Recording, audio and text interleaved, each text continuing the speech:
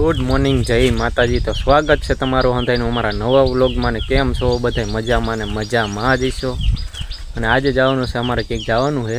અમારા લાલાભાઈ મોરબીથી આવે છે, ક્યાંક જઈશું। તમે હંધાઈ કન્ટિન્યુ જોડાઈ રહીજો। ક્યાં જવાનું એ કીશું હમણાં તમને, એ આવે એટલે। અને હવે ક્યાં જવાનું એ લાલાભાઈ કહે હવે તમને, તમે જુઓ ક્યાં જવાનું લાલાભાઈ। જય માતાજી, સીતારામ। અષાઢી બી છે, મોટરસાઇકલ લઈને નીકળી કઈ બાજુ જાય ખબર નથી, સાંજે ક્યારે આવી એ ખબર નથી। જોઈ એ બાજુ જાય, તમે જોઈજો, તમને સરપ્રાઈઝ આપશું, કંઈક દર્શન બર્શન કરાવશું માતાજીના ભગવાનના। હાલો હવે હાલતા થઈ અમે। અમારા લાલાભાઈ જો હીરો ઘોડે તૈયાર થઈ ગયો।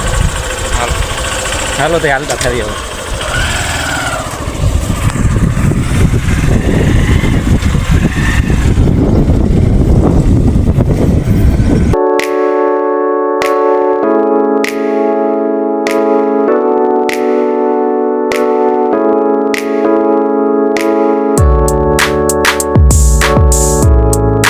બેટલા માતાજીના મઢે હવે જવાના છે।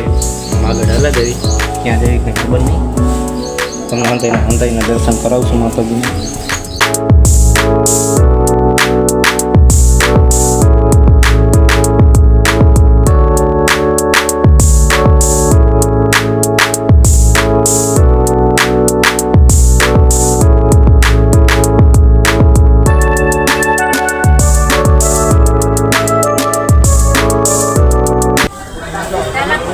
અત્યારે આવી ગયા આપણે પાટલા કેલમાના મંદિરે દર્શન કરવા।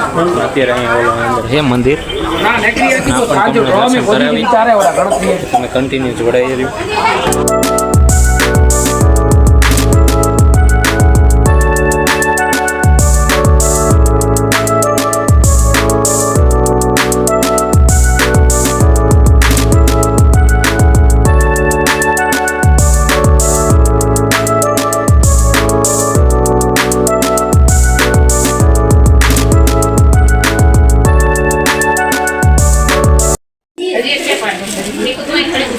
અત્યારે પાણીની અંદર જવાનું આપણે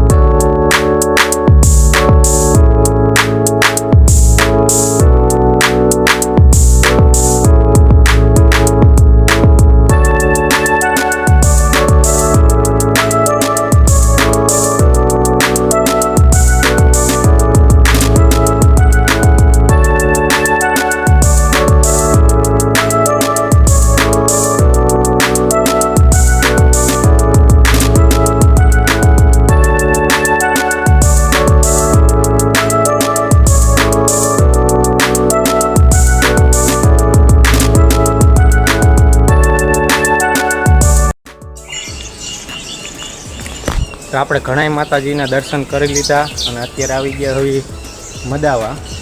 લાલાભાઈ કે ક્યાં આવ્યા હવે? મદાવેશ્વર મહાદેવનું મંદિર. આટલા વિસ્તારમાં વરસાદ પડે ને એટલે પહેલાં વરસાદના 4-5 ટીકા કે શરૂઆત અહીંથી થાય. ટૂંકમાં અભિષેક અહીંયા કરે પછી આટલા વિસ્તારમાં વરસાદ ચાલુ થાય. એટલે વરસાદ ગમે ના પડે ને તો પહેલાં અહીંયા પડે, પછી બીજે ચાલુ થાય વરસાદનું. હા, પેલા મહાદેવનો અભિષેક કરે એમ કહે છે લાલાભાઈ. અને આ મહાદેવને ઓલો ફૂલ ચડાવવાની ઈવડાઈ.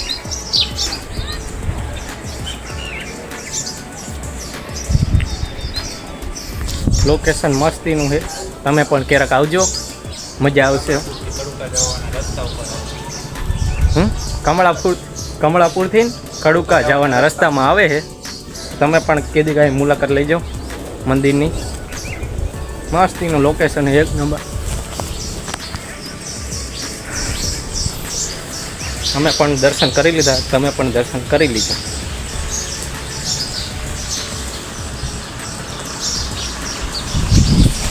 જો એક નંબર આવે અહીંયા વ્યૂ.